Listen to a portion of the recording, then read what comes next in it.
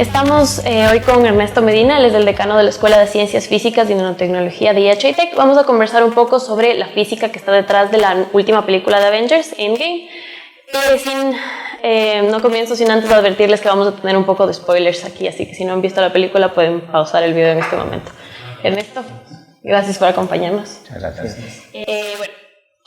Hablando sobre la película, hay algunos conceptos como generales que me gustaría abordar. En primer lugar, ¿cuál es la verdadera posibilidad de utilizar el mundo cuántico, digamos, para viajar en el tiempo, ¿no? Ant-Man sugiere que lo que pueden hacer es reducirse cuánticamente y agrandarse después de un espacio y tiempo diferentes, ¿no? ¿Esto es posible? ¿Cómo se hace?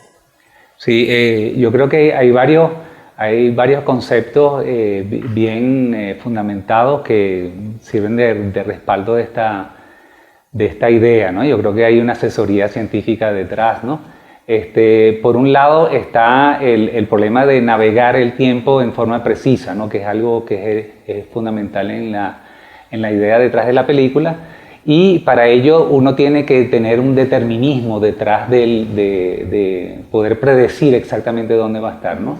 Esto solamente es consistente con la cuántica si uno entra en lo que llaman la interpretación de muchos mundos, ¿no? Donde ya si uno se atiene a una sola realidad, a una sola línea de tiempo, tiene que abrazar la interpretación probabilística de la cuántica. Sin embargo, si tienes la interpretación de muchos mundos, entonces cada realidad, cada evento se bifurca en muchas líneas de tiempo.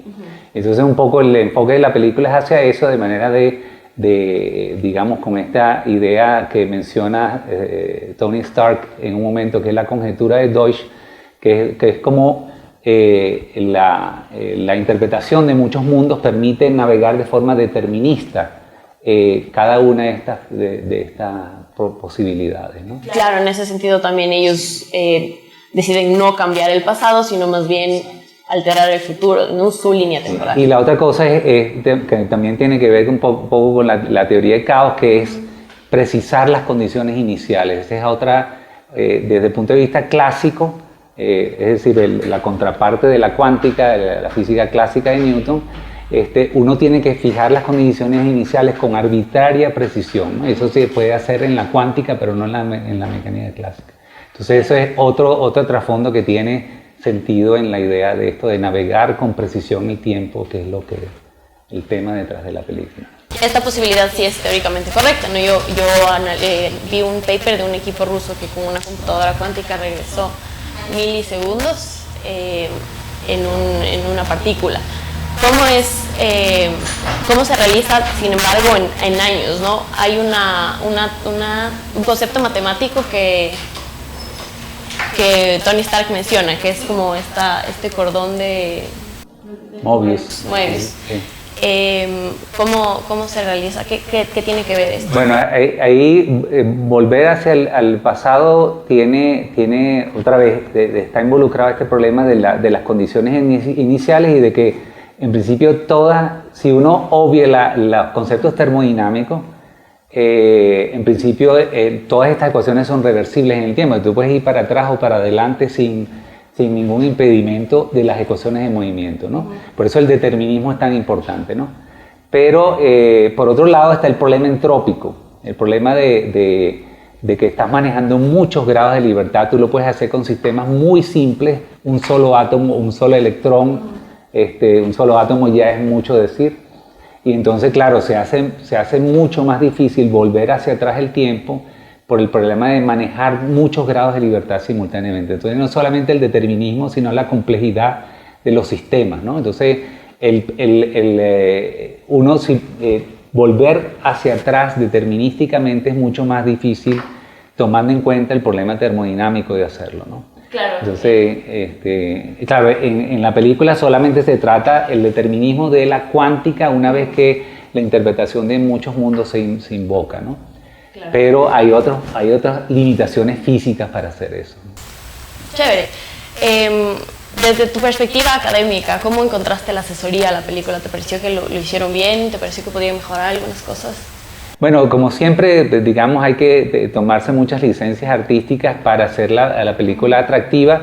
Se mencionan cosas, yo incluso, como estábamos conversando anteriormente, aprendí de la película esto de la conjetura de Deutsch, que es un intento muy serio de la física y muy reciente.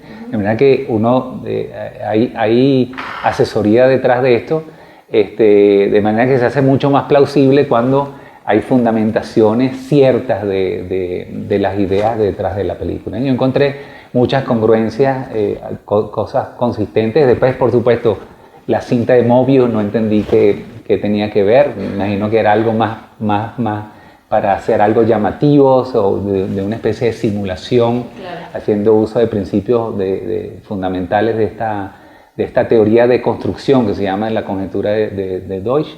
Y después, bueno, un poco dejar a la imaginación, habiendo sentado estas bases para el desarrollo de la película, pues, ¿no? Claro, ¿y crees que esto es beneficioso para la academia en términos de cómo acerca a la gente hacia conceptos académicos que quizás son mucho más duros o difíciles desde la perspectiva de la academia? Yo creo que esta mezcla es una mezcla interesante de ideas concretas, bien fundamentadas desde el punto de vista de la física, y por otro lado mezclarlo con imaginación y digamos, y arte, pues, ¿no? Que yo creo que eso es lo que se mezcla en una cinta cinematográfica o en cualquier, digamos, novela de ciencia ficción. Por ejemplo, esto mismo tipo de licencia se lo tomaba Isaac Asimov, que fue el iniciador de esto. Se imaginaba visitas de naves extraterrestres y qué posibles principios, con qué posibles principios podían operar estas naves con, digamos, la ciencia que nosotros conocemos un poco, ¿no? Y en el proceso de describir estos sistemas alienígenas, uno aprende un poco de lo que se sabe y lo que no se sabe, cuáles son las fronteras de la misma física, ¿no? Claro, además me parece interesante, no sé tú qué opinas, cuando el personaje que sugiere este viaje del tiempo cuántico sugiere eso por primera vez, a todos les parece como absolutamente descabellado hasta que resuelven la forma de hacerlo, ¿no? Eso es como muy común en la ciencia también. Sí, no, eso, y además en la física, eso es precisamente la contraparte. En la física distinguimos mucho el experimental del teórico, ¿no? Son dos mundos y muchas veces enfrentados. Al final sabemos que la física debe estar supeditada a lo que dicen los experimentos. El Ant-Man era como el experimental, el que había experimentado. Yo fui allá, yo viví ese mundo y tengo, digamos, datos ciertos de que es posible lo que él está planteando, pero él no sabía cómo realizar en detalle, cómo lograr dominar un poco los saltos en el tiempo, ¿no? Y entonces eso fue lo que resolvió el teórico, el ingeniero, digamos, de la película, que es una mezcla de ingeniería con investigación básica, que se dio cuenta de que era una posibilidad real hacer este tipo de cosas.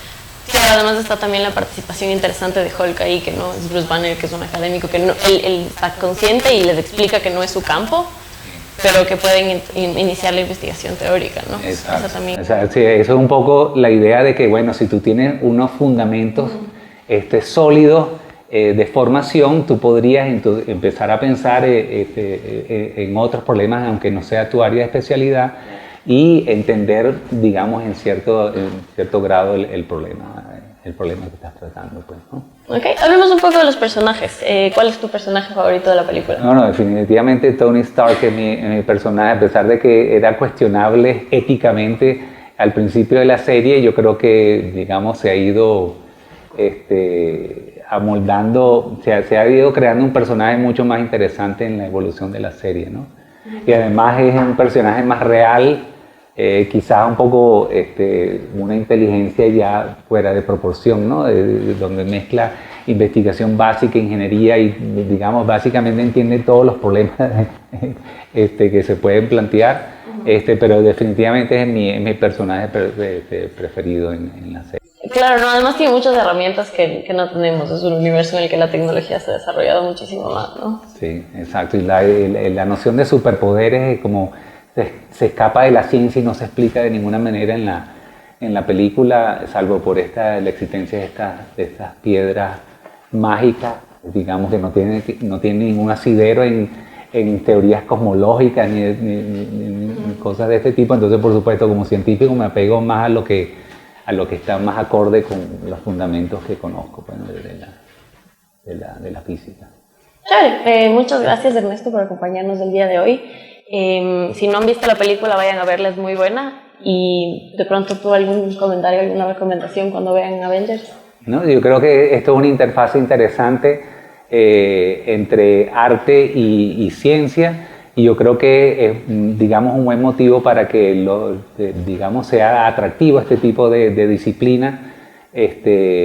Las ciencias básicas yo creo que son parte digamos, de la ecología de una buena universidad y de una buena política científica en un país. Y entonces yo creo que, digamos, esto forma un puente interesante para atraer a los jóvenes hacia las ciencias duras, físicas, químicas, matemáticas, etc. Muchas gracias. Ok. Gracias. Universidad Yachaitec.